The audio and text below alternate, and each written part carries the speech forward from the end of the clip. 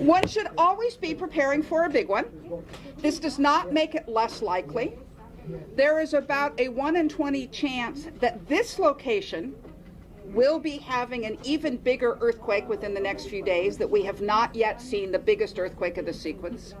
It's certain that this area is going to be shaken a lot today, and some of those aftershocks will probably exceed magnitude 5, which means they... All right, so you've been listening to renowned seismologist Dr. Lucy Jones, and I just want to highlight what she has been repeating, that we may not have seen the biggest shake yet. Again, if you're just joining a 6.4 magnitude earthquake, epicenter in the middle of those red circles, Ridgecrest, about 150 miles away from Los Angeles, kind of in between Bakersfield and Las Vegas. I'm getting tweets from so many of you guys describing what it felt like. Sarah Seidner, just bringing you back in, the word I keep hearing is rolling, shaking. And when it comes to Ridgecrest, you were reporting when we spoke last about fires.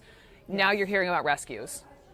Yes, and I should also mention this. We are just getting this in from several different people in the Ridgecrest area that they have felt another fairly strong aftershock there in Ridgecrest. You heard seismologist Lucy Jones, who everyone in this area certainly knows. She is known around the world for her work with earthquakes.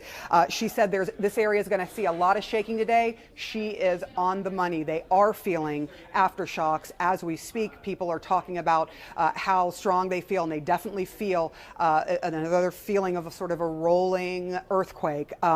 It certainly doesn't feel good, especially when you've had one that is about a 6.4 magnitude. The other concerning thing, obviously, to people is this a precursor to something bigger? And again, seismologist Jones talking about the fact that there's a 1 in 20 chance that there could be a bigger event that happens. And just to give you some idea of how these work, I mean, she also told us before this press conference that there was a 4.2 earthquake that hit Ridgecrest just a half an hour before. That's right. So there has been a foreshock. Is it possible that this 6.4 is a foreshock? Absolutely. Hopefully not, because the next size could be bigger and could be much more damaging. But there is damage we're hearing from at least one hotel in the area there. You're seeing some pictures there of the lights moving around and back and forth. These are the things, and this is why in the areas where there are earthquakes, whether it's here or around the world, I've experienced a stronger one in, for example, Chile. This is why they tell you to get underneath something that's solid. So that table that you see there in the video, that is where you want to go, because things do fall, and a lot of people get injured not by the event itself, but obviously it throws things off of shelves. Sometimes if something is built with bricks and you're outside, those come falling off, which is why building codes have changed over the years. But there could be, and there will be, according to the seismologists, and we know that there already are, aftershocks that people are experiencing. And frankly, it's scary for people to go through this. You have no control over this. I do want to mention one more thing. I know I need to hurry, but I need to mention one more thing. There is something called a shake alert, and I had downloaded it as soon as I found out about it in Los Angeles. And this city has to come up with, the mayor here come up with this idea that everyone should have an app, and that when there's an earthquake, if there's a way to alert people even 5 to 10 seconds ahead of a big event.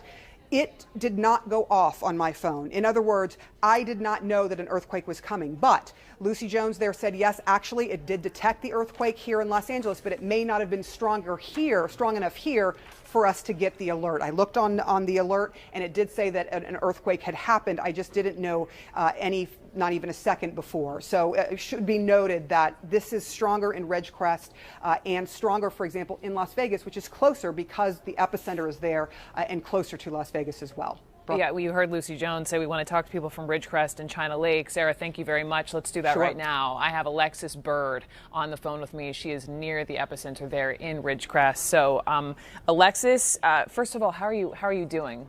You okay? I'm okay. Yeah. You're okay? We're good. Okay. So 6.4, and you just heard the seismologist say there have been, or there will continue to be for a while, other aftershocks. First, just what did it feel like? It just started like shaking, and then it just started rolling. And when we hear the word rolling, Feel it. how do you mean? It just like the ground underneath you is rolling, like you're on a boat or in the water or something. And it's this rolling sensation. How long did it last? How many seconds would you guess? it felt like forever. It was probably a good minute or so. Was it frightening? Did you know what was happening? Oh, yeah, I was terrified. You were terrified. My husband just kept saying, get outside, and I was like, I'm not going outside. No thanks, honey. I'm going to stay inside and ride out whatever this is. And it's my understanding you're from Ridgecrest, so you're from this part of the country. Earthquakes, Southern California, synonymous. Had you ever experienced something like this before? I've experienced a couple when I was younger, not so much as an adult. This one was a lot bigger than any I do remember. Okay, and we've been hearing, and you tell me if you've heard anything. There are reports, Alexis, of some fires in the Ridgecrest area as a result of this earthquake. Do you have any neighbors or friends or anyone who's reported, seeing anything of that nature, or even just damage? So the power is out in part of the town, Ridgecrest Heights. I live like out in the Acres area, so I drove into town and we seen a fire. Can you describe where was the fire? It was over, I would say, in the east side of town, like on your way out to Trona that way. Is where we saw a fire. Trona, Cyril's Valley. Understand. I know that there obviously fire department responding to that and some rescues. Have you felt aftershocks? I did feel one, but I haven't felt any of the others, and that's probably because I was driving. Are you at home now? Are you hunkered down for potentially additional aftershocks? I mean, what I'm at a friend's house right now. Yeah. Okay. We're just gonna wait it out. Okay. Well, happy Independence Day to you there in Southern California, Alexis. Thank you so much for jumping on the phone with me. Happy 4th of July.